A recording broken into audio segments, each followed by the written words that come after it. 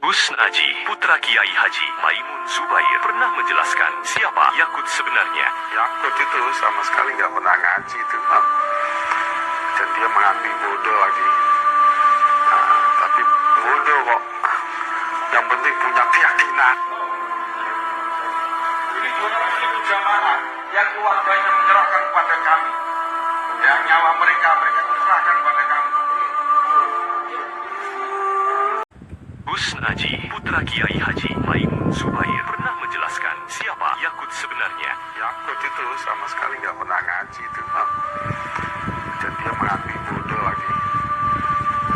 Tapi bodoh kok. Yang penting punya keyakinan. Ini 200.000 jamaah yang keluarganya menyerahkan kepada kami. Yang nyawa mereka serahkan kepada kami.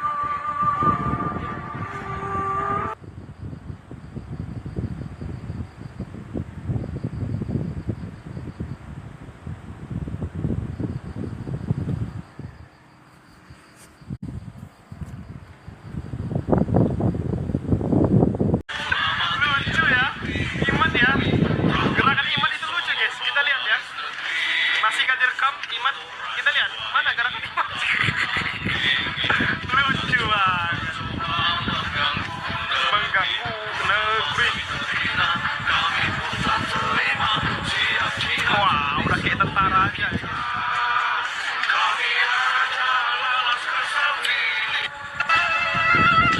Kita lihat sekali lagi Iman berjoget ya. Iya. Lucu. Sayangnya nggak lama durasi videonya ya teman-teman ya. Lucu. Iman. Gerakan dia itu loh ya guys ya, kayak tentara-tentaraan ya kan. Lucu. Aduh teman-teman semuanya. Di Jamiah Nahdlatul Ulama sudah bisa dikatakan ijma. Mereka semua para kiai-kiai kita mengakui terhadap nasab Bani Ali Ba'alawi. Kalau ini dibiarkan, maka ini akan mengakibatkan runtuhnya akidah kita, runtuhnya pegangan kita. Ada sabda Rasulullah, man intasaba ila ghairi abihi alaihi la'natullah. Siapa yang mengaku nasab pada selain ayahnya, maka dia akan mengarah mendapat laknat dari Allah Subhanahu wa taala. Coba bayangkan, kalau para guru sepuh, katakan Fakil Muqaddam, Abdurrahman As-Segaf, atau yang sudah lama kita lakukan Ratibul Haddad, yang mana beliau mengaku dia adalah bernasab pada Rasulullah dan diakui oleh para sesepuh kita, ternyata kemudian dikatakan tidak, berarti dia akan mendapat laknatullah. Kalau itu kita percayai, yang baru-baru ini, yang anyar-anyaran ini, itu kita percayai, berarti kita akan melecehkan Kiai Hamid, akan melecehkan Kiai Nawawi Sidogiri, akan melecehkan seluruh kiai-kiai kita semua. Kemudian bagaimana dengan ilmu yang itu? Kalau mereka kita lecehkan satu saja, berarti kita anggap mereka orang pembohong. Itu adalah suatu pelecehan yang sangat sekali.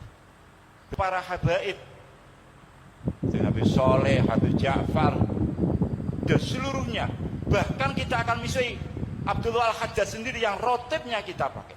Kita akan misui Habib Ali Al-Habsyi, simtuduronnya yang kita pakai.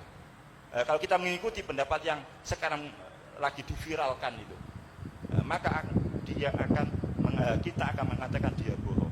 Kiai-kiai kita berarti juga kita katakan kiai bohong. Berarti kredibilitas NU-nya sendiri akan turun. Oleh karena itu kami mohon seluruh warga Jamiah Nahdlatul Ulama, sudahlah, mari kita kembali. Fasallim li ahlillah. Kita jangan mengedepankan akal yang cuma bijak, ya, akal yang sedikit, tahunya cuma satu kitab, dua kitab, ngomongnya sama macam-macam. Apa yang dipahami oleh para sesepuh kita, ya sudah itu. Apakah kita mau mengatakan mereka bohong? Apakah kita mau mengatakan para sesepuh-sepuh kita bohong? Jadi riayatul ummah itu bermacam-macam. termasuk bagaimana kita menjaga tradisi-tradisi kita, baik berakidah, kemudian syariah dan sebagainya. Cuman pemahaman yang sudah baku yang kita terima dari para sesepuh-sesepuh kita. Habib niki dadake aman dengan dunia akhirat Allahumma. Karena nika waca qasidah Ahlu Baitil Mustafa Tuhuri hum amanul ardi fadahiri. Ngoten Ahlu Baitil Mustafa keluarga Rasulullah, foto wae Rasulullah yang dipilih. Hum amanul ardi niku sing dadi amane bumi. Mencintai para habaib wajib. Allah nika kulla as'alukum wali ajrun illal mawaddata fil qurba. Niku dawuh Allah. Kul dawuh sapa sira Nabi aku Muhammad. La as'alukum wali ajro, aku ora njaluk upah nasu kabeh tentang dakwah illa mawaddata fil qurba, kejaba mawaddah rasa cinta datang kerabati Nabi Agung sallallahu alaihi wasallam. Muga-muga kunjungan sangat mahabbah putra waya Kanjeng Nabi iso nderek Al-Qur'an. Allahumma amin ya rabbal alamin. Sesama ibadah, moga-moga semangat ibadah, istiqomah ibadah. Moga-moga kita sesuatu, moga-moga rezeki lancar, halal, sakit haji namuka, ziarah Kanjeng Nabi ke Madinah, sejauh tahun moga sah.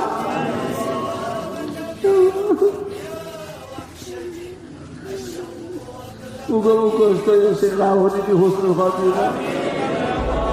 Makasih banyak Ki. Makasih banyak. Makasih banyak Ki, bantuannya Ki. Makasih banyak Ki. Maaf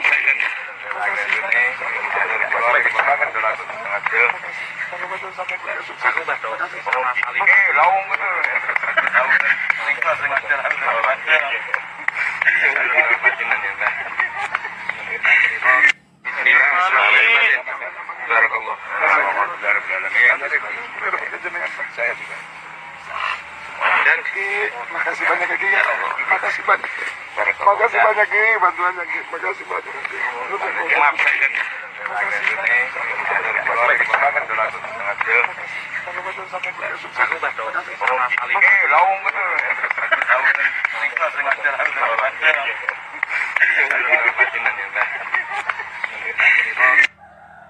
Seorang mantan sekjen DPP Gerwani, organisasi sayap dari Partai Komunis Indonesia. Peristiwa G30S pada 1965 ikut menyeret gerakan wanita Indonesia atau Gerwani dalam pusaran pemberangusan Partai Komunis. Sejumlah tokoh Gerwani dihadapkan ke meja hijau. Salah satunya adalah Sulami, yang juga memakai nama samaran Siti Alfiah atau Kristina Waworuntu. Sulami menjalani persidangan di Pengadilan Negeri Jakarta Pusat lantaran didakwa terlibat dalam gerakan makar G30S tahun 1965. Sulami yang saat itu berusia 48 tahun adalah mantan sekretaris DPP Gerwani. Ia bersama 3 rekannya ini juga dituding baik langsung maupun tidak langsung membantu kudeta G30S tahun 1965. Walaupun kudeta gagal, Sulami disebut tetap aktif membantu gerilya politik dalam membangun Jakarta Pusat. Sulami sendiri bernama lengkap Sulami Joyo Prawiro, kelahiran Sragen tahun 1926, sebuah kota di Jawa Tengah yang berbatasan langsung dengan Desa Keranggan, Gondang Rejo, Kabupaten Karanganyar, tempat di mana kakek Jokowi, Wiromiharjo, yang merupakan Lurah Dongkol beristri 3. Lurah Dongkol sendiri adalah sebutan untuk lurah yang menjabat seumur hidup. Sulami merupakan sekjen DPP Gerwani. Narapidana politik 20 tahun ini bertutur untuk itu. Setelah kita melihat fakta-fakta yang ada, maka pertanyaannya adalah, ada hubungan apakah antara Jokowi dengan Sulami, mantan petinggi DPP Gerwani tersebut? Benarkah asal-usul Jokowi yang diceritakan sebagai anak dari pasangan Wijiatno Notomiharjo dengan Sujiatmi? Ataukah Jokowi seorang anak petinggi PKI yang dititipkan pada keluarga Wijiatno, sebab strategi PKI selalu mempergunakan strategi emprit gandil. Transkrip nilai asli beda jauh sama yang palsu. Yang palsu ini terbitan dari Universitas Gangguan Mental. Emang parah banget ya. Ini pemirsa, satu postingan dari Dr. Tifa yang membuat kita betul-betul terperangah. Ya, betapa tipu-tipunya ini ceroboh amat. Atau jangan-jangan ini memang sengaja dibuat untuk mempermalukan Jokowi. Ya, mungkin polisi udah capek, Bareskrim atau apa udah capek melayani Jokowi terus, udah nggak kuasa tapi sok berkuasa terus, sengaja membuat transkrip nilai yang sebetulnya sangat berbeda jauh dengan transkrip nilainya yang ada di Fakultas Kehutanan UGM. Ya biar kalau sudah seperti itu, Jokowi lah yang dipermalukan. Artinya apa? Bareskrim memang menegaskan ijazahnya Jokowi itu palsu. Ya, ijazah Jokowi itu palsu. Lalu transkrip nilai loh ya.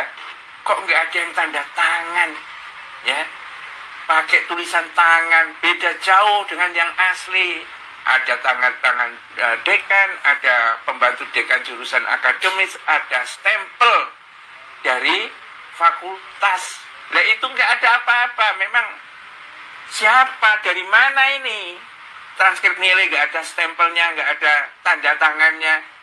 Ya semuanya itu memang tampaknya sekedar ya, kayaknya loh ya.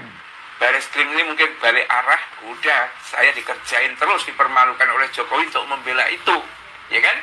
Dibuatlah transkrip nilai seperti ini. Kalau ijazahnya bisa jadi itu bukan miliknya dari Bareskrim, yang keluarkan Pak Iman, bisa jadi seperti itu. Jadi hasilnya ya karena Pak Iman memang tampaknya adalah grupnya Jokowi, relawannya supaya dia dapat dekat gitu ya, akhirnya seperti itulah yang terjadi itu ya. Ini kalau misalnya masih ada termul yang percaya bahwa Jokowi itu adalah lulusan asli